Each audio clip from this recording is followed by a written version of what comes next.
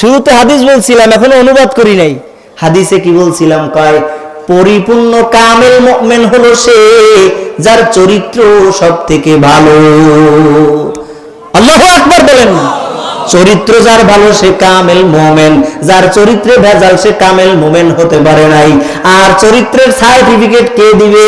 নবীজি তিরমিজি শরীফের 1106 নম্বর হাদিস এটা। আল্লাহর নবী বলে আকমালুল মুমিনিনা ঈমানান আহসানুহুম খুলুকা ওয়া খিয়ারুকুম খিয়ারুকুম লিনিসাইহিম খুলুকা। কয় মানুষটা যে পবিত্র কিনা, তার চরিত্র ভালো কিনা, সে কামেল মুমিন কিনা, এই সনদ দুনিয়ায় দেওয়ার মতো একজন আছে, তিনি হলো তার বউ। বুঝেননি কথাটা? আমি যে ভালো না খারাপ এই সনদ দিতে পারবে আমার বউ, আর কেউ না। নবী বলছে যে খিয়ারুকুম খিয়ারুকুম লিনিসাইকুম খুলুকা নিসাইহিম খুলুকা। কয় তোমার চরিত্রের সনদ দিতে পারবে একজন, সে হলো তোমার বউ।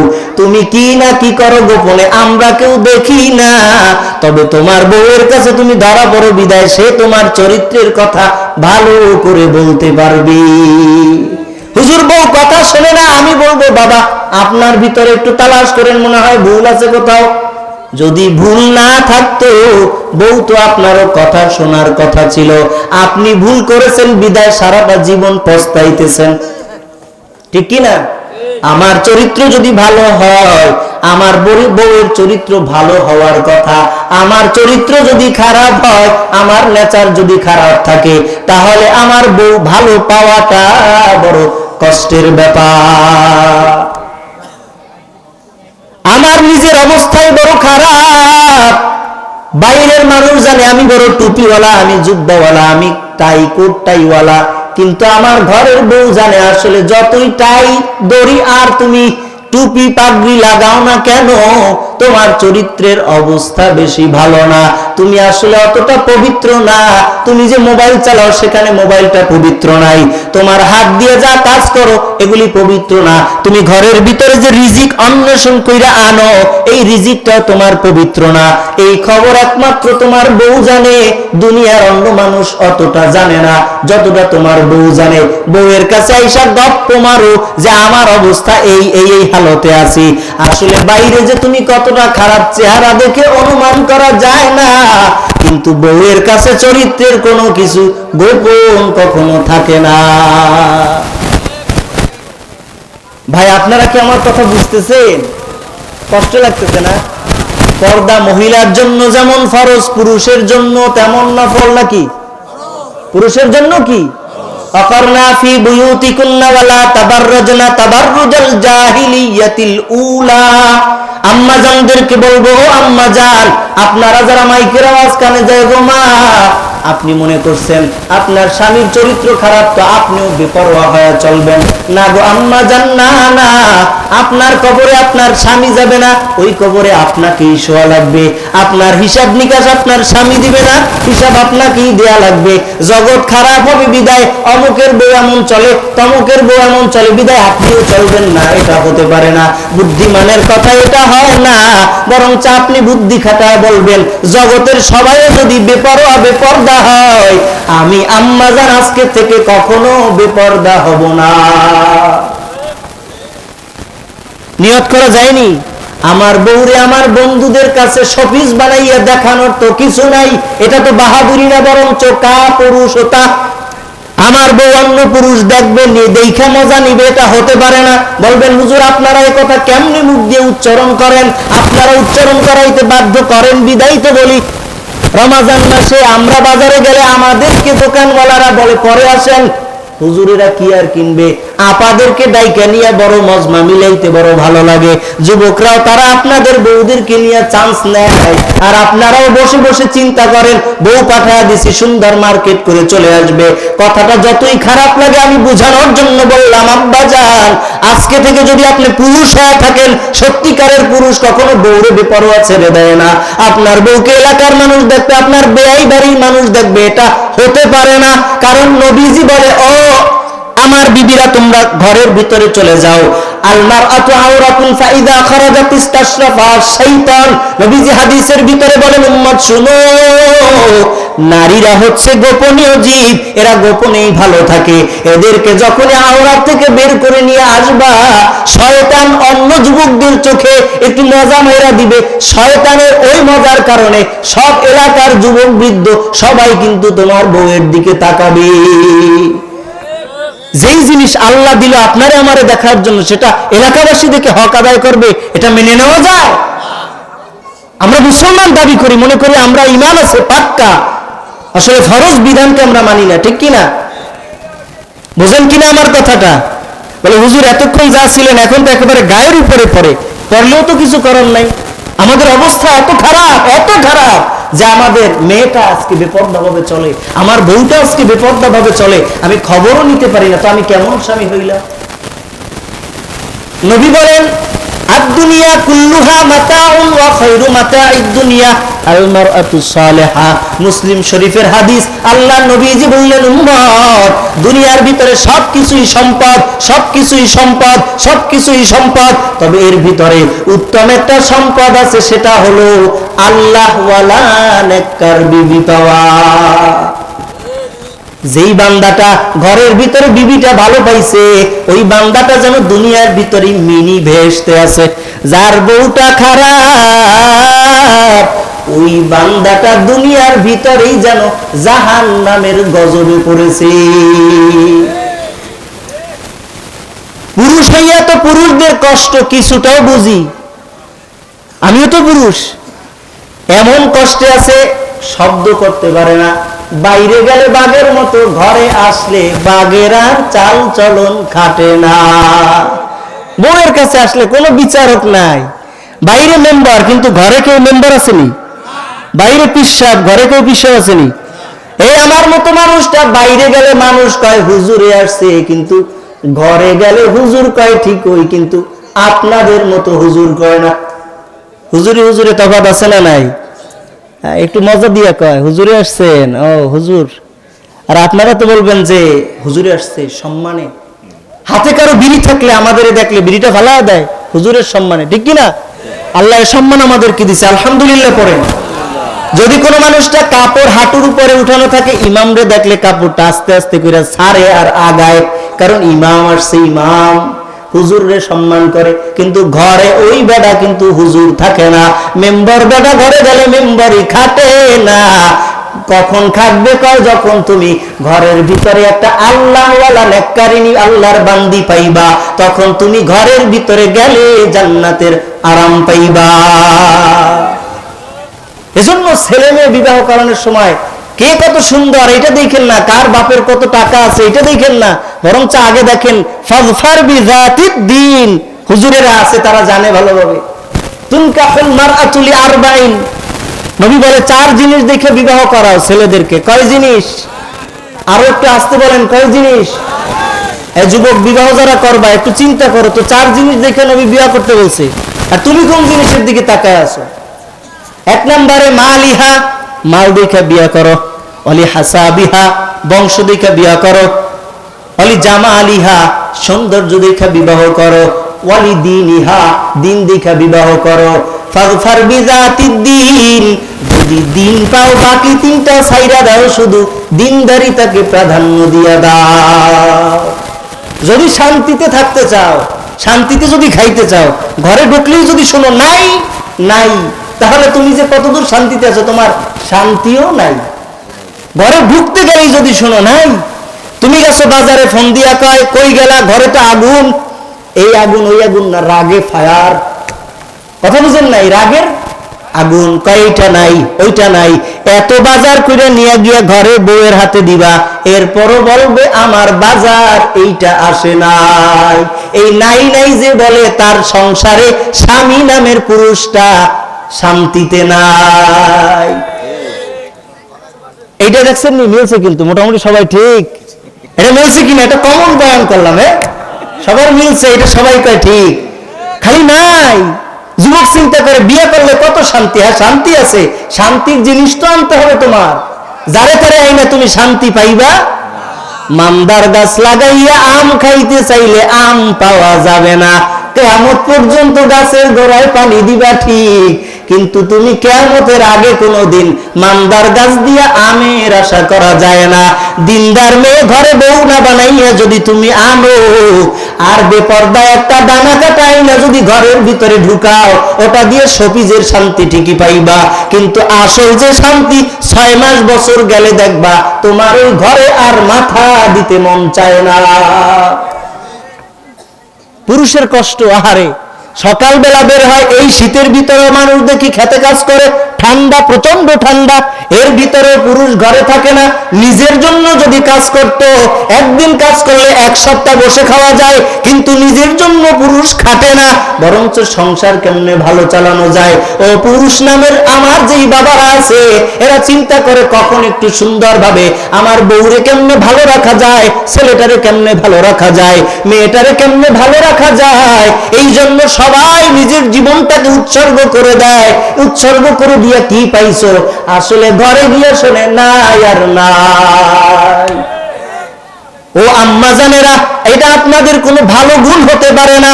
এখানে মাতুব্বরি দেখানোর কিছু নাই। আপনার সংসার, আপনার ওই স্বামী, আপনি না তাকে শান্তিতে রাখবেন, আপনিও শান্তি দিলেন না। যেখানে চাকরি করে বসও শান্তি দেয় না, যেখানে কাজ করে ওখানেও শান্তি পায় না, রাস্তায় ড্রাইভারি করে যুবক ভাই ওখানেও শান্তি পায় না।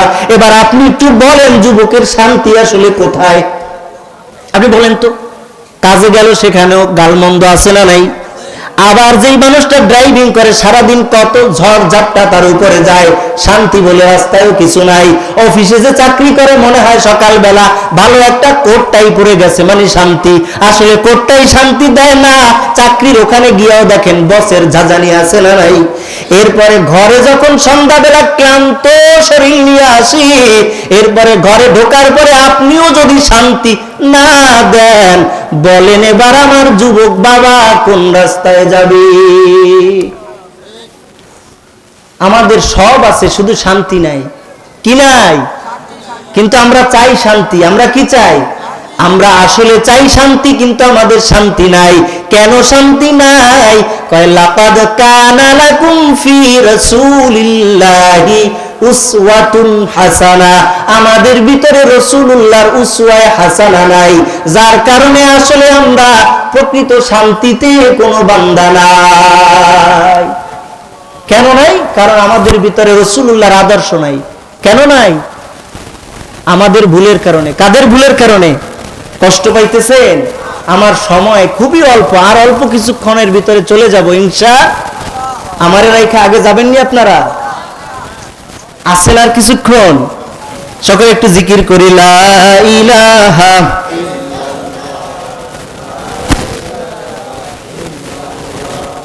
লা ইলাহা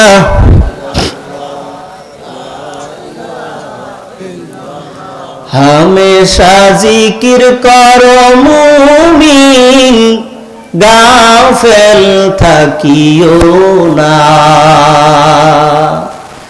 हमेशा जिकिर करो मुमिन गाफिल থাকিও না। জিকির করছেন মুসা নবী,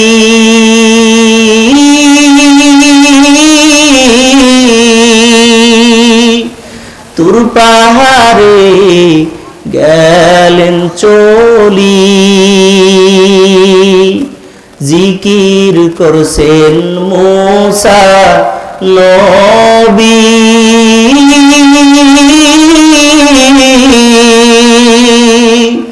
তুর পাহাড়ে গেলেন চলি, আল্লাহর নূরে পাহাড় জ্বলে,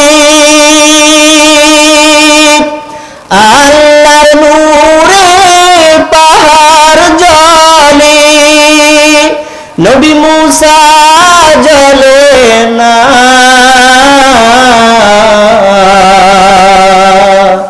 हमेशा जिकिर करो मुमिन गाफिल থাকিও না। হামেশা জিকির করো মুমিন গাফেল থাকিও না। জিকির করছেন ইব্রাহিম নবী,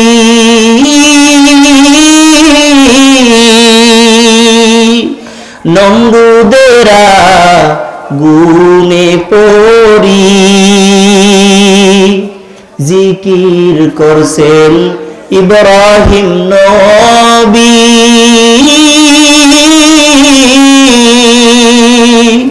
নমরুদেরা গুনে পড়ি আগুন হইল ফুল বাগিচা,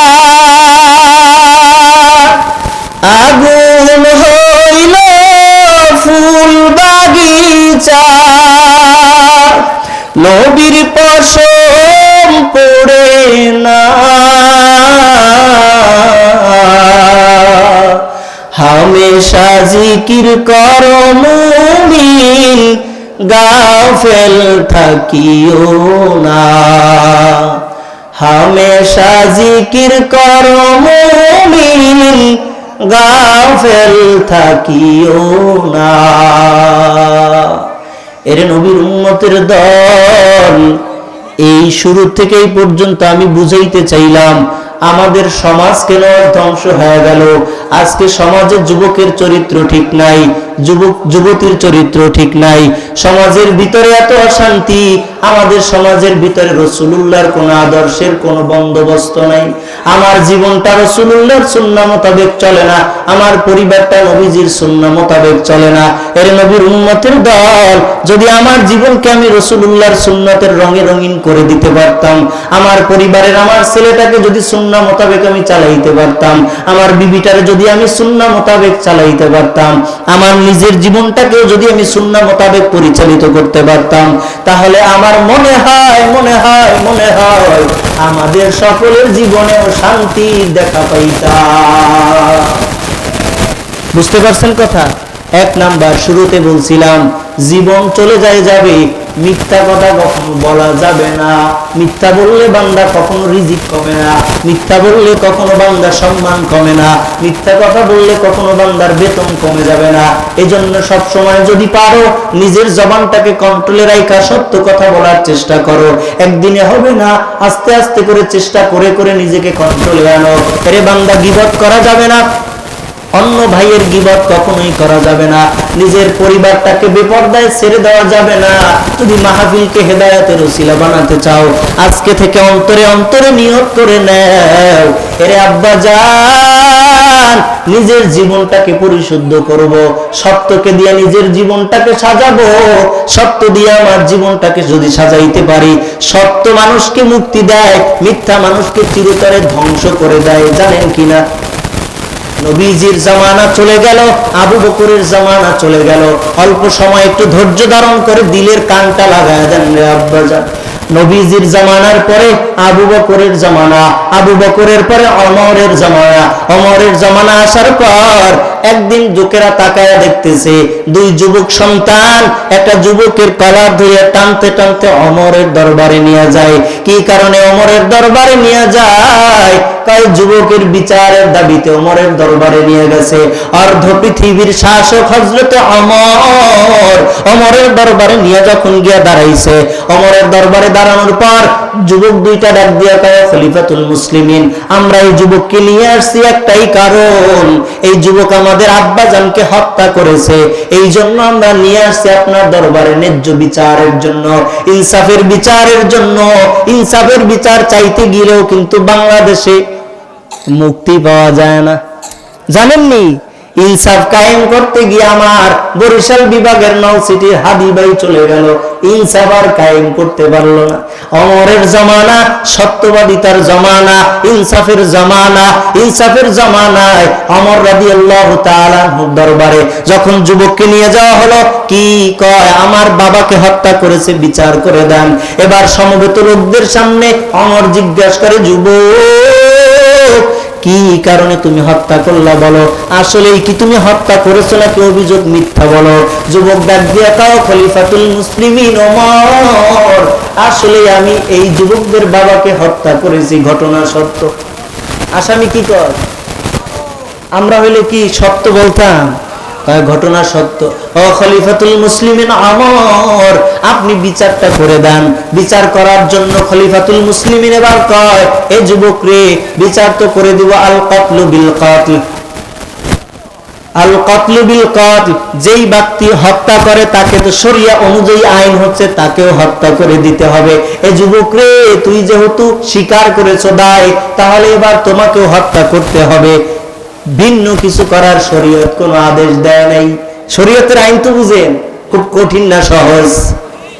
আরো আসতে বলেন। এমন সময় যুবক ডাক দিয়া কয়, কোনো অসুবিধা নাই, যেহেতু অপরাধ আমার, আমাকে হত্যা করতে পারেন। এবার খলিফাতুল মুসলিমিন ডাক দিয়া কয়, যুবক, তোমার দিলের ভিতরে কোনো আশা আছে নাকি? তুমি কি কিছু বলতে চাও? শেষ কি কোনো কথা তোমার আছে নাকি? তুমি যেহেতু মৃত্যুদণ্ড প্রাপ্ত আসামি। যুবক ডাক দিয়া কয়, ও খলিফাতুল মুসলিমিন ওমর, আমার জীবনের শেষ একটা আশা আছে, শেষ একটা ইচ্ছা আছে। আমার কাছে কিছু মানুষের আমানত আছে, আমানত, আর আমার কাছে কিছু মানুষের ঋণ পাওনা আছে। যদি আপনি একটু সুযোগ দিতেন, আমি ঋণটা আর আমানতের দায়িত্বটা পালন করে চলে আসতাম। এবার ওমর ডাক দিয়া কয়, যুবক, তোমাকে যেতে দিতাম, কিন্তু কেমনে যেতে দেই বলো? কারণ তুমি যদি এখানে, তোমাকে যেতে দিব, আর তুমি যদি ফেরত না আসো তো আমাদের বিচার তো রয়ে গেল। এবার যুবকটা ডাক দিয়া কয়, তো কিছু করার নাই, আমাকে আপনি এবার বিচারের ফয়সালা করে দেন। এবার খলিফাতুল মুসলিমিন কয়, ও যুবক, তোমার পক্ষে কি এইখানে কেউ জামানত হিসেবে রেখে যেতে পারবা কিনা? তোমার এই জায়গায় কি কোনো আত্মীয় স্বজন আছে? কাউকে কি তুমি জামানত রেখে যেতে পারবা? তাহলে তোমার ছুটি হবে। এবার যুবকটা অসহায় মানুষের মতো ডানে বামে তাকায়, তাকায় দেখে চতুর্দিকে তো আমার কেউ নাই। আপন বলতে আমার কাছের কোনো বন্ধু এখানে নাই, আমার বাড়ি বহুদূর, এখানে আমি একা। যুবক এবার কয়, আবার কাছের এখানে কেউ নাই। নবীজির একজন সাহাবী, আল মুসলিম আকুল মুসলিম, মুসলমান মুসলমানের ভাই, এই জন্য নবীজির একজন প্রখ্যাত সাহাবী হযরতে আবু যর গিফারি রাদিয়াল্লাহু তাআলা আনহু দাঁড়ায় গেছে। ও পয়গম্বর, যুবকের যদি ওই জায়গায় কেউ নাই, এই যুবকের জিম্মাদার হিসেবে, জামিনদার হিসেবে আমি থেকে যাব। হুজুর, যদি এই যুবক না আসে, আপনি আমাকে শেষ করে দিবেন, কোনো আপত্তি নাই। যুবককে ছেড়ে দেওয়া হলো। যুবক চলে গেল তার দ্রুত গতিতে, ঘোড়া হাঁকাইয়া চলতেছে চলতেছে চলতেছে, যাইতে যাইতে নিজের বাড়িতে যাওয়ার পর এবার যুবকটা যে আমানত ছিল, আমানতটা আদায় করে দিয়ে আসলো। এরপরে যুবকের ঋণ আদায় করে দিয়ে আসার পর যুবক এবার বাড়িতে চলে আইসা মায়ের কাছে চিরজীবনের বিদায় নিয়ে, আম্মা জান, জীবনে কোনো তোমাকে কষ্ট কম দেই নাই, জন্ম থেকে এই পর্যন্ত হয়তো কোনো হক আমি আদায় করতে পারি নাই গো, তবে আমি বলে দিতে চাই, এই যে আজকে দেখা করার জন্য আসলাম, এটাই হয়তো আমাদের জীবনের শেষ সাক্ষাৎ হতে পারে। ও আম্মা জান, আমার বিদায় দিয়ে দাও। বাবার কাছে গিয়া দাঁড়াইছে, বাবা কান্না করে। বাবা ডাক দিয়া কয়, ওরে যুবক সন্তান আমার, এই বুকে কত তোরে নিয়ে ঘুমাইলাম, আর আজকে তোর জন্মের তরে বিদায় দিতে মন চায় না। এবার যুবকটা বাবার থেকে বিদায় নেয়, মায়ের থেকে বিদায় নিয়ে যুবক চলে যায় বউয়ের ঘরে গিয়া নববধূর কাছে গিয়া কয়, ও স্ত্রী আমার, জানি না জীবনে তোমার হয়তো হক আমি আদায় করতে পারি নাই, তবে চিরজীবনের জন্য বিদায় নেওয়ার জন্য আসছি, আমি মৃত্যুদণ্ড প্রাপ্ত আসামি। যুবক এবার বাড়িতে বলতেছে, ইতিমধ্যে ওমরে ফারুক বলে জুমাবার দিন বিচার হবে। যুবক এখনো আসে না। জুমাবার দিন সকাল হয়ে গেল, বিচারের রায় দিয়েছিল, যদি ওই যুবক না আসে তাহলে এই দিকে করে তো ওই যুবকের পরিবর্তে আবু যর গিফারি রাদিয়াল্লাহু তাআলা আনহুকে ফাঁসি দেওয়া হবে, তার জীবন নাশ করে দেওয়া হবে। যুবকের বাড়ি দূর, যুবক জুমার দিন হয়ে গেল এখনো আসে না।